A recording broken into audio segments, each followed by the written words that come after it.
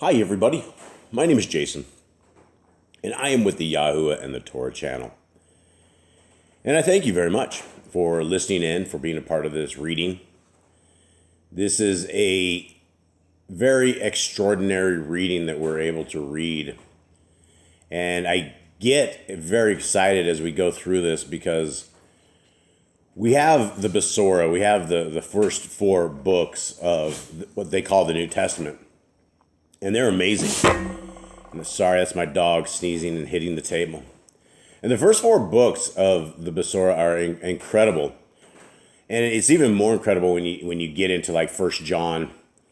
And those books are all very clear when it talks to us about what is our role in the kingdom to come. And many that have been indoctrinated into religion believe that we can simply raise our hand or we can simply say a prayer. And when we say this prayer, that salvation can never be ripped out of our hands. When it's very, very clear that Messiah says in Matthew 7 that the lawless are told to depart. The lawless are told to leave his presence. And if we're told to leave his presence, then that means we're not going to be with him. So by default, we need to understand that the path is not an easy path to the kingdom.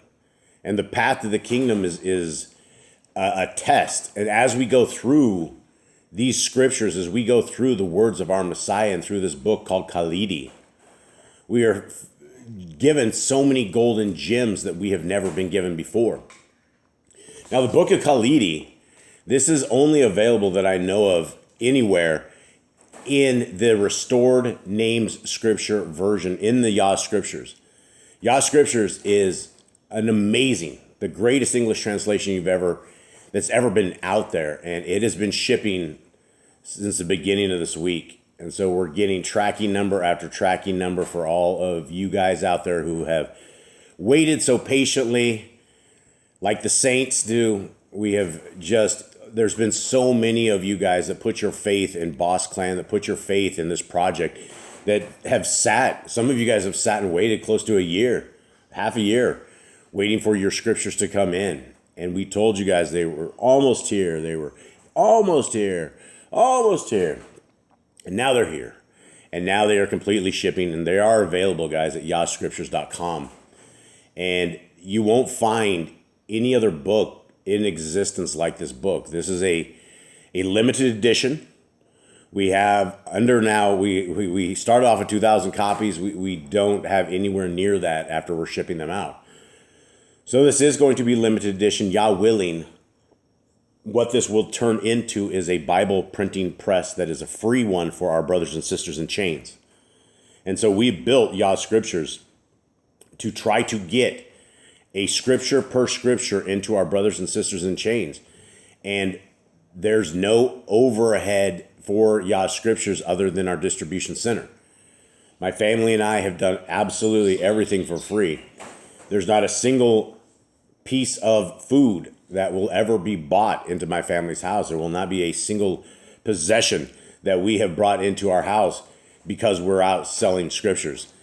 Every bit, 100% of this goes back into this ministry, that goes back into this so that we are able to continue on. And hopefully, as we go through this batch, if it goes like I think it's going to go, we will be ordering the next batch at some point. And then that is right there, the free printing press. We have masterfully been able to do this, and never before have there been an organization that is able to give scriptures into prisons for free. It costs everybody everything. And so whoever it is trying to get Bibles in are always paying the piper to get the Bibles in. And these guys are getting very, very rich on the word of our Creator. And one thing that we can learn from our Messiah is that the word is not to be sold, but it's to be told. And that is the absolute understanding that we have been given the gift of gold in our hearts, minds, and souls, because we've been given these scriptures and we have these in our possession, that we need to be the courageous heraldmen of the kingdom to come. We need to be those people who are ushering in our fellow mankind into a potential way that is a way of obedience to our Creator. The first 5 books of Scriptures, Genesis, Exodus, Leviticus, Numbers, and Deuteronomy, are the rules of life. These are the things that we have been blessed with, that the devil has somehow been able to convince the people that they are curses, that they are old, that they don't apply to them, that they are for some old people back in the day, when in fact, every one of these scriptures, from the page 1 to the end of Revelation, and all throughout the Apocrypha, all talk about a covenanted people, a people who come back to our Creator because they are willing to obey Him. They are willing to seek His ways. And when we learn the Torah, when we want to walk the Torah, you become a covenanted people. It is at that point that our Creator says, I will be your Elohim, and you can be my people. But there's none of these set and forget. There's none of these things where the laws are gone. That is satanic. When you hear people say the laws of our Creator are gone, that is demonic. That is what the devil has implanted into the so-called 41,000 different religions that so-called represent the Creator of the universe, that absolutely are 180 degrees contrary to what He says. If you're in any religion out there at all that doesn't have number one value on the first 5 books of Scripture, then you're in a cult. You're in something that the devil wants you in. I don't know so much there's even such a religion anyone should ever be in, because I've never found a single one of these so-called 41,000 that obey the laws, statutes, and commandments and have the faith of Messiah Yahushua. Now, Messiah Yahushua, this is his name. This is his name embossed on the back of Yah Scriptures. It's in Paleo Hebrew. There were no J's in Hebrew, so there was never a man called Jesus. I doubt he ever had that nickname. Their letter J wasn't invented until I think 1524. Somewhere in the 1500s was when the letter J was invented. And there's no J's in Hebrew, so they didn't have that sound. It's a Yahushua. And it actually means in Hebrew, salvation. Yah is with us. It has the name of the Father in there as well. And the name of the Father is not God. The name of the Father is Yahuwah, right? Yad He Wav He, or Yad He Vav He. I've seen it argued in a lot of different ways. This is the Paleo Hebrew. This is what the name was on the 10 Devarim, the 10 Commandments, when they were written. When you could actually see this name on some of these originals that have the name. And so if we have the name of the Creator, which we do, and that is the power of Yah Scriptures, is that it is there, and we have the name of the Son, which we do, and His name is fully restored, then we should probably use that. And so there's no other name under heaven by which men may be saved. And so we have Yahushua, who is our high priest. He is our ultimate sacrifice. He is our leader. He is our advisor. He is our counselor. He is our coach. And that's what we're figuring out from all of these words of our Messiah out of the book of the Nazarene, how incredible He is and how articulated to the Torah He is and how understanding of the Torah He is. Okay, let us begin. Chapter 5. Yahushua went with his Talmidim, which is disciples, guys. It's the correct way of having disciples. Yahushua went with his Talmidim into Yahudah and taught there. At this time, Yochanan, John of the wilderness, who heralded the coming of Yahushua, was immersing at Ainum, not far from Salem, because there was a plentiful supply of water in that place. A great number of people came to be cleansed in the waters, for Yochanan was still free. At this time, there was much disturbance in Shomron, and many soldiers were coming and going. For a false deliverer had arisen and proclaimed himself as Yahuwah's anointed. The people were restless, and there were many rumors, but Yochanan had no dealings with any of these things. Yet some said the false deliverer was a follower of Yochanan, but this was untrue. So this is stuff we can't get from regular scriptures because we don't know some of the stuff that's going on. And that's the thing is as we go through Matthew, Mark, Luke, and John, we only get fragments of times of stories within the entire time that our Messiah walked. We don't have an exact clear picture of all the stuff that he did. And as the other books say, if we did have an accounting of everything Messiah Yahushua did, it would fill up massive amounts of books. So this is why when I see these words and when we see these things, I value them myself, because I glimmer any kind of wisdom that we can get, the knowledge that we can get out of the words of our Messiah. Because if we are truly those who love the Creator's Son and the Creator, then we're really giddy and we're really excited that one day we will be led by a king of righteousness, by the Melchizedek priest, by the only one who has the ability to be a full-on priest for us, as well as who became the full-on sacrifice. So it's going to be exciting times that we have a group of people who are literally a group of people who are dedicated, loyal to the ways of our Creator. That not when you look at the new covenant and you look at the time, when you look at Hebrews 8, first of all, the new covenant is not for the house of Gentiles. Gentiles in scriptures, unless you're coming out of being a Gentile, you're not saved. So when people are like, oh yeah, we're just good Gentiles and the Gentiles are all going to be there, it's not like that. Hebrews 8 clearly says that the new renewed covenant is for the house of Israel and the house of Judah, Yahudah. It is not for anyone else. And what it's talking about is it's talking about the end days. And if you read that entire chapter and you read it slowly, it talks about a time when nobody has to tell their neighbors about Torah. Everybody knows the Torah. And that is the world that we are going to be encountering. And right now, that's a mystery to us, right? We have a small group of Torah keepers, but we have billions of Christians. We have billions of Muslims. We have billions of everybody else in every other religion out there. And there's holes in the game. Things are being missed. Because if you don't have Messiah Yahushua, if you do not have the Creator's Son who came and put everything together in order and then became our priest, then right now we're all spitting in the wind. And we're spitting where it's going to hit us. It's doing us no good. It's nothing. So the Messiah, our Messiah, Yahushua, means absolutely everything.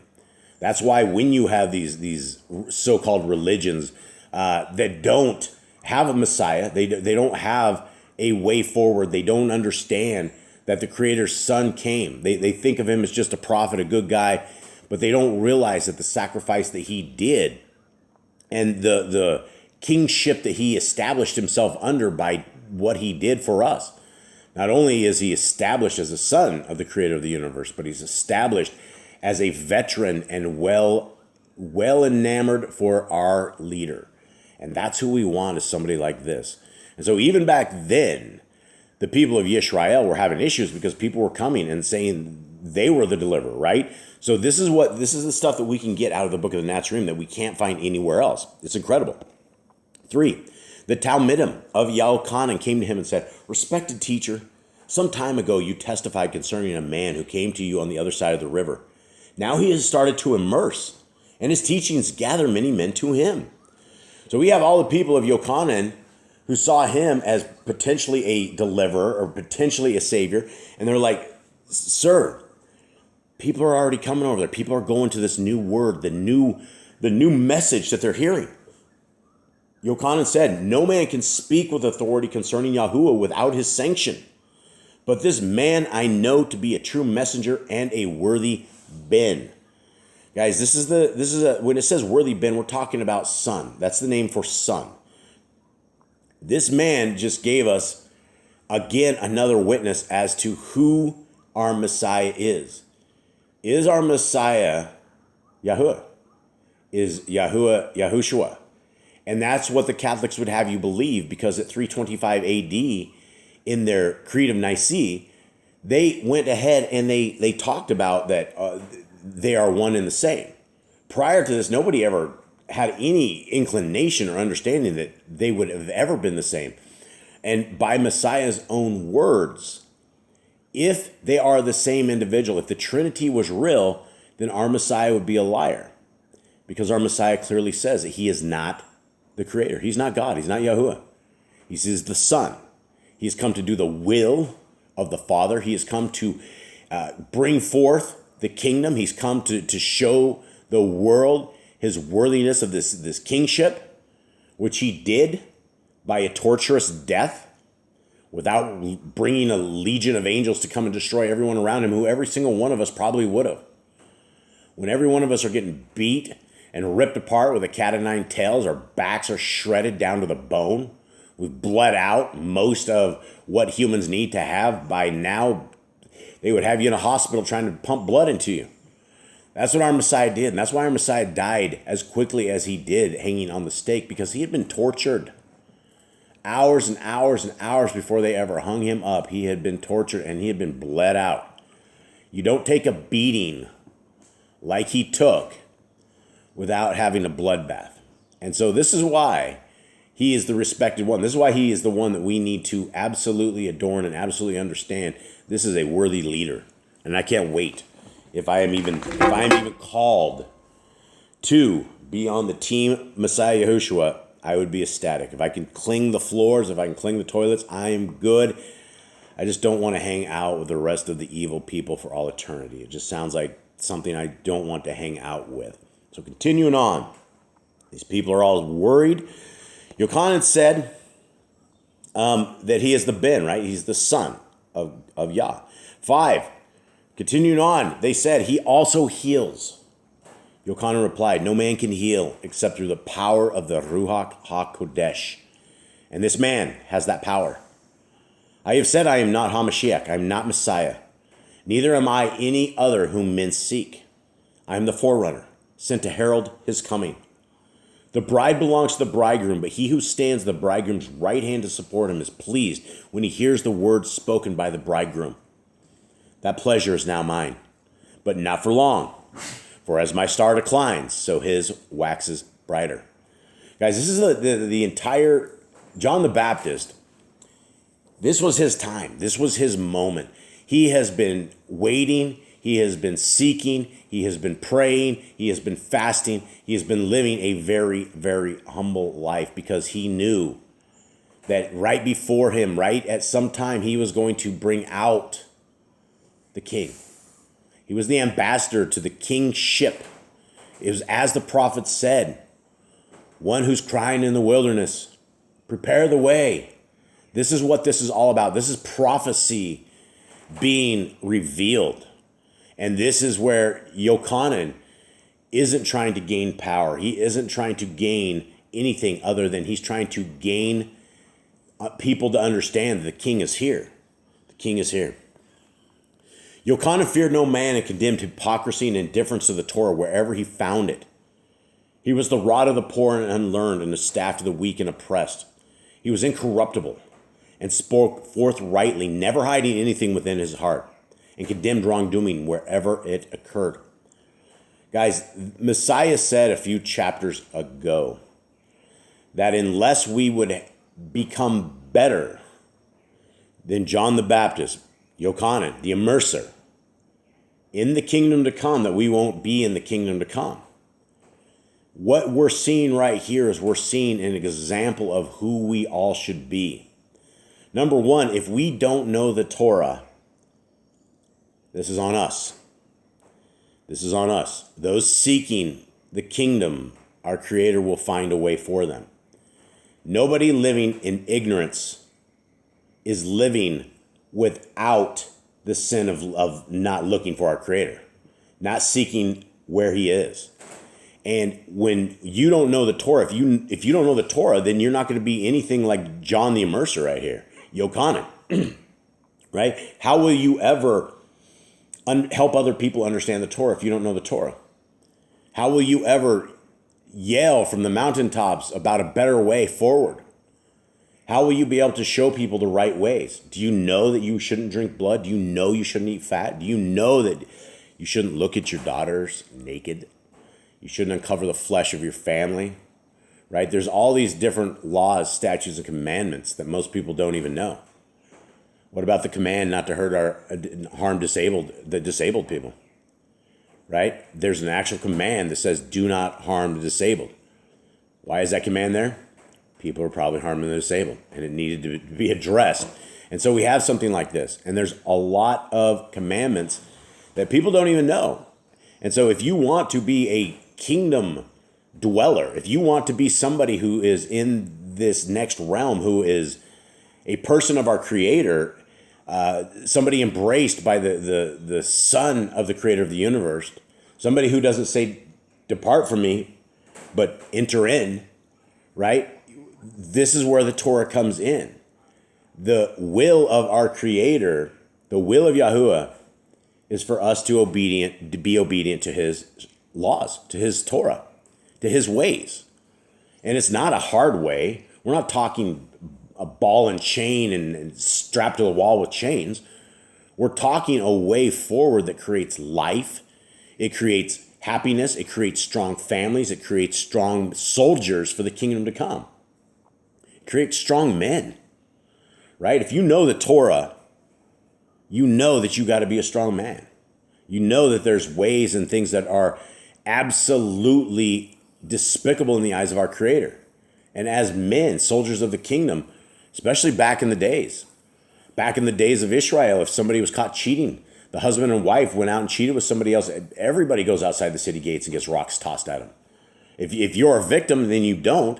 But if you're the one who's doing it and they can find it and bring two witnesses against you, that's the end of your life.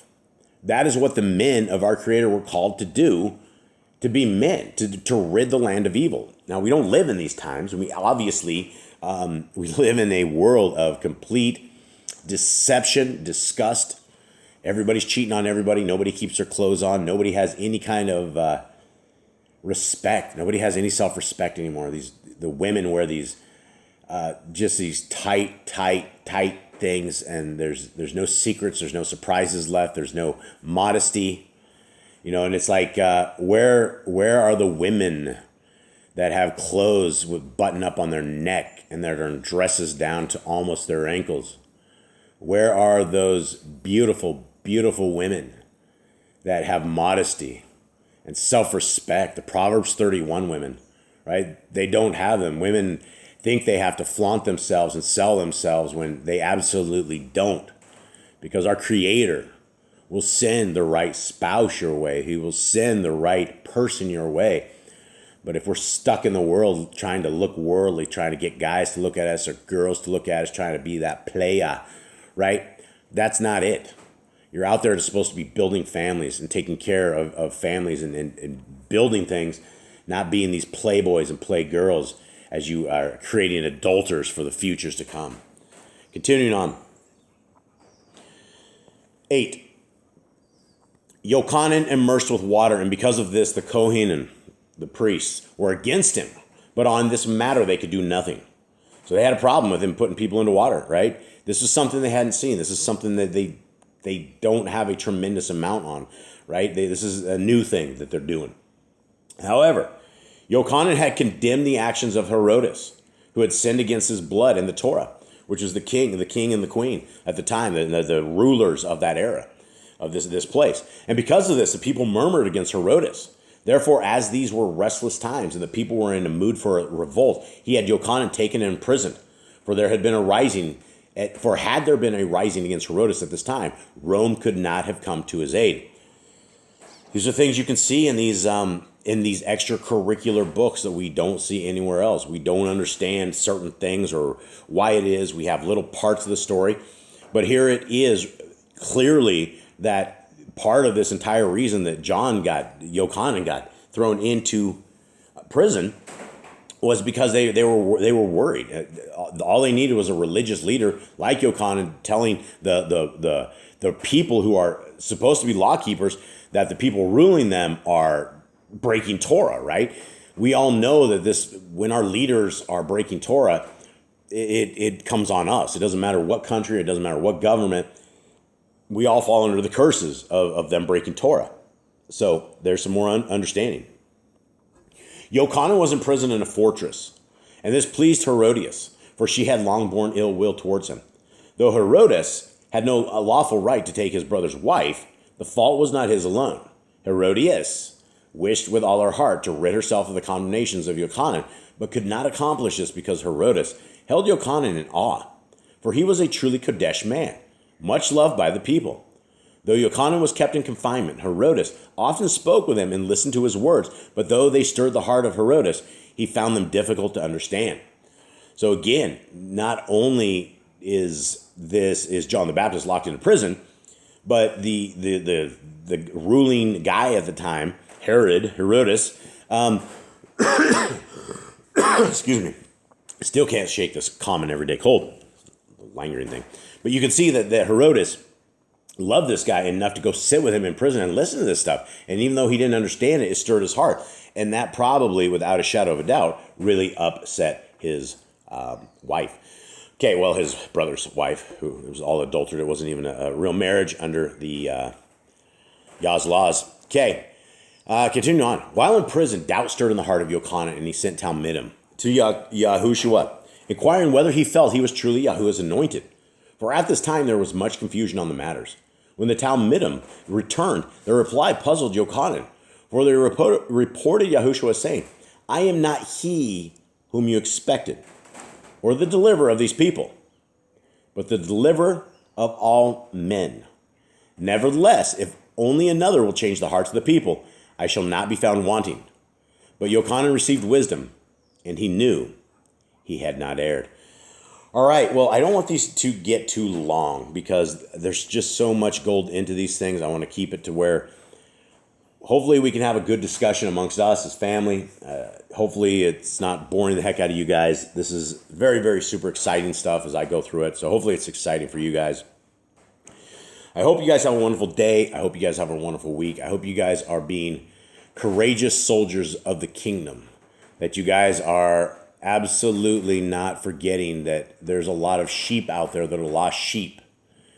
And one of the Messiah's parables, not even a parable, but it was an event that happened in Messiah's life, is when he went out and all his fishing expert disciples were out in the boat trying to catch fish. Nobody could catch any fish. And these guys were experts. They knew exactly what to do. They had fished this area before. They were expert fishermen. This was their job. Messiah from the beaches says, throw the net to the other side. And they're like, wow, who's this guy? What's going on? They toss the net over there, right? And they are able to drag in 153 large fish. That's what they hauled in. And that 153 is not simply just a number that they got. In Hebrew gematria, 153 actually comes out to be sons of Elohim. And so when we're talking about things of this nature, when our Creator's Son says, no longer do you need to fish for fish, but you need to fish for men. This is the same message that all of us have if we want to be disciples of the Most High Son. If we want to be a kingdom dweller, if we want to be somebody in the kingdom, then we have to be those people who are willing to be bold, right? Don't be scared. Don't be worried about laughter. People are going to laugh. People are going to scoff. We're on YouTube. We're on all these platforms. People scoff at us all the time. It's okay. You get used to it, and it is what it is. But the kingdom's coming. May not be my generation, but it is coming. And we need to all understand this, and we need to align our lives, our families' lives, and our ways to a way that we are protecting and guarding our soul. A commandment we have is to guard our soul. You're not going to guard the soul when you don't care about what the laws of our Creator say. So if you guys want to know what the laws of our Creator say, it's found in the first page. It begins on the first page, and it says, be fruitful. And it goes on. And the words of our Creator are beautiful. And if you read them slowly, your life will be enhanced. Your world will be enhanced. Your family will become different. Everything will become different. Usually for the good, but sometimes it's for the bad, because the Torah does separate the sheep from the goats. Much love to y'all. I'm out.